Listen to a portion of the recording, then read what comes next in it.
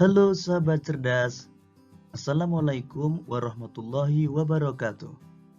Pada kesempatan kali ini, kita akan belajar pada materi kelas 5, tema 1, organ gerak hewan dan manusia, subtema 1, organ gerak hewan, dan kita sampai pada pembelajaran kedua. Sudah siapkah kalian belajar hari ini? Ayo kita lanjutkan pembelajaran kita. Edo semakin menyukai kelinci. Selain bulunya lebat, gerakannya juga lincah. Sayur kesukaan Edo juga sama dengan makanan kelinci, yaitu wortel. Sekarang, ayo kita coba amati gambar cerita berikut ini. Pak Rudi mengajak Edo ke kandang kelinci miliknya. Kandangnya sangat luas, kelincinya banyak sekali. Pak Rudi dan Edo memberi makan kelinci. Mereka memberikan wortel. Kelinci sangat suka makan wortel. Semua kelinci berkumpul mendekat pada Edo. Edo senang sekali. Edo tertawa kegirangan melihat tingkah lucu kelinci-kelinci di kandang kelinci milik Pak Rudi. Semakin lama diamati, tingkah lucu kelinci semakin menggemaskan. Edo pun ikut berlarian mengejar kelinci. Sesekali, Edo menirukan gerakan lucu kelinci, melompat, berlari, dan berdiri dengan dua kaki. Gambar di atas adalah rangkaian gambar cerita. Dalam gambar tersebut terkandung rangkaian cerita. Lalu, tahukah kalian apa itu gambar cerita? Gambar cerita merupakan gambar atau serangkaian gambar yang mengandung sebuah cerita. Contoh gambar cerita adalah gambar ilustrasi. Gambar ilustrasi merupakan gambar yang mendukung isi sebuah bacaan atau teks. Gambar ilustrasi dibedakan menjadi dua macam, yaitu gambar yang berupa foto dan gambar tangan. Berikut ini berbagai macam ragam gambar ilustrasi. Yang pertama, cergam atau cerita bergambar.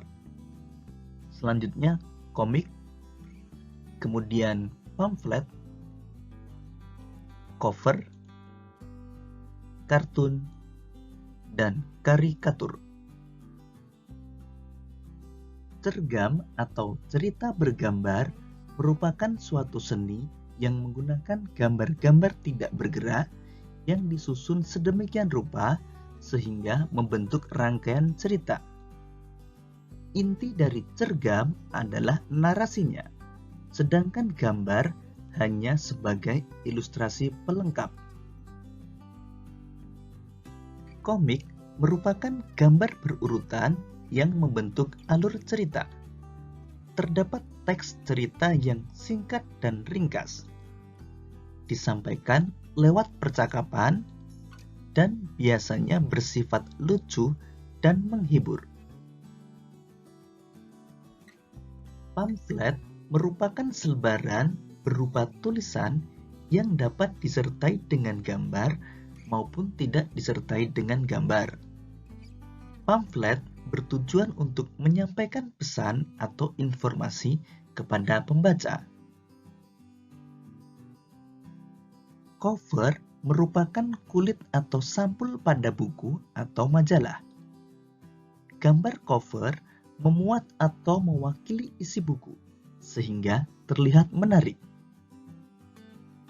Kartun merupakan gambar lucu yang mewakili suatu tokoh karakter, peristiwa, atau kejadian tertentu.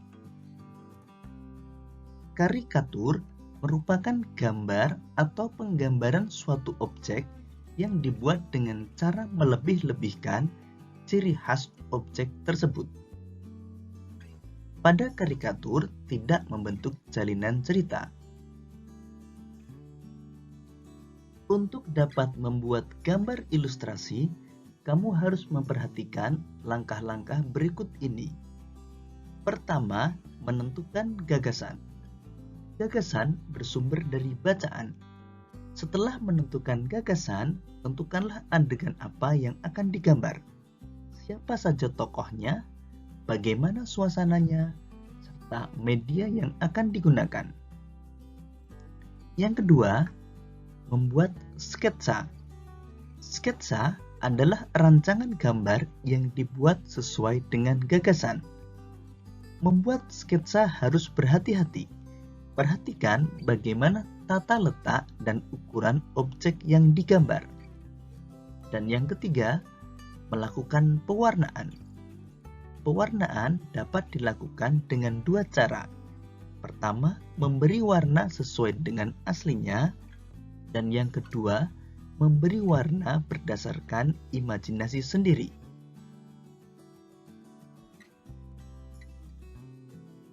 Media gambar yang dapat kamu gunakan terdiri dari dua macam, yaitu media alas gambar dan media pewarna. Media alas gambar yang dapat kamu gunakan berupa kanvas, kain, kertas, kaca, maupun komputer. Sedangkan media pewarna dapat berupa pensil warna maupun cat air. Setelah mengetahui langkah-langkah membuat gambar ilustrasi dan media gambar yang digunakan, kamu mulai dapat membuat karya gambar ilustrasi. Namun kita lanjutkan dahulu pembelajaran kita. Kita akan mengenal organ gerak hewan beserta fungsinya. Pertama, kelinci. Organ gerak kelinci adalah kaki. Fungsi utama kaki pada kelinci adalah untuk bergerak. Kelinci bergerak dengan cara melompat menggunakan kaki. Kaki belakang kelinci lebih kuat dan panjang daripada kaki depannya.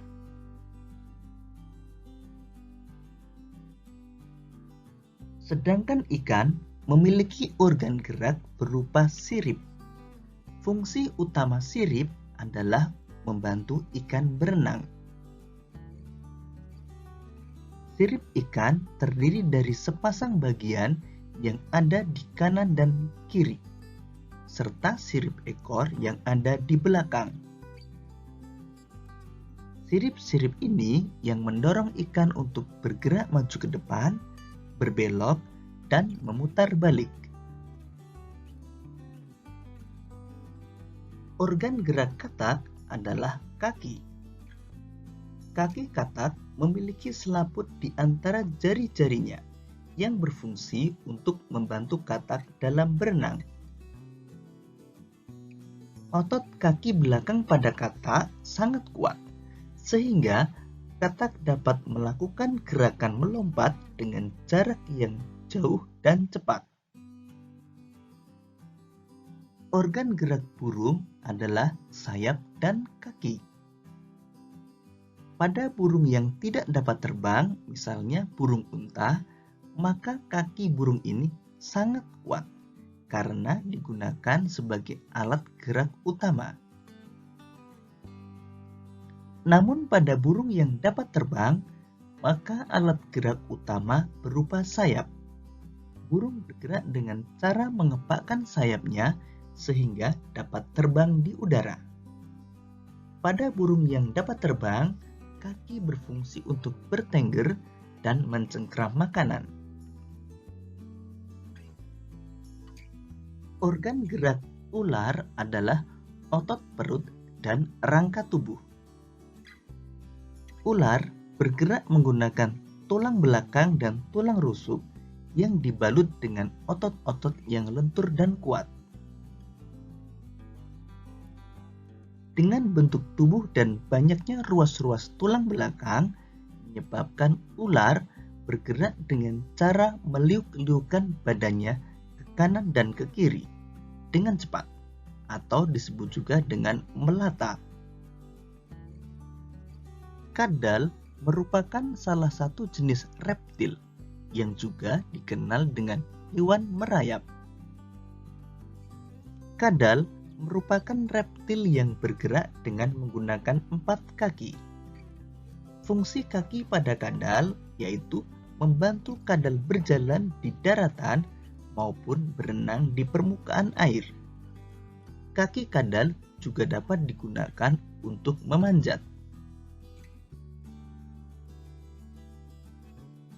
Kambing bergerak dengan menggunakan 4 kaki. Kaki pada kambing digunakan untuk berjalan, berlari, dan melompat. Demikian tadi sahabat cerdas pembelajaran kita pada tema 1, subtema 1, dan pembelajaran kedua. Untuk menguji pemahamanmu, kamu dapat mengerjakan latihan soal yang terdapat pada deskripsi video ini. Sampai jumpa pada pembelajaran berikutnya. Tetap semangat dan selamat belajar.